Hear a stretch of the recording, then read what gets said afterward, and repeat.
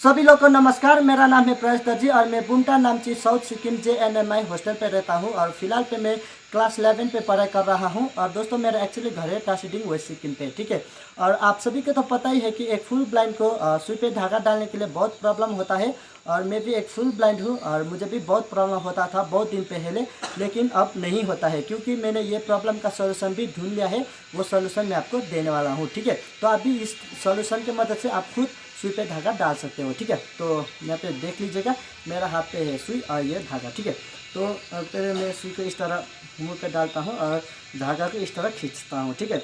और उसके बाद धागा को थोड़ा फोल्ड कर लेता हूँ और धागा को फोल्ड करने के बाद अब मैं डालने वाला हूँ, ठीक है।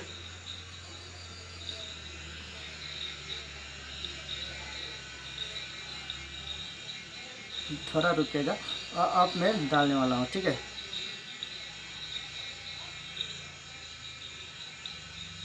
यहाँ पे देख लीजिएगा गैस, मैंने जीप के मदद से सुई पे धागा डाल दिया है, ठीक है। आप भी इस तरह सुई पे धागा डाल सकते हो। और कभी कभी तो आप पार्शली ब्लाइंड भी आके मुझे कहते हैं कि सुई पे धागा डालने के लिए आप में पार्शली ब्लाइंड का भी मदद कर सकता हूँ ये सोल्यूशन को ट्राई करके, ठीक है। तो आप भी इस तरह कर सकते हो। तो thank you so much. Break Free Solutions, brought to you by Project Discovery, supported by Enable India and Google.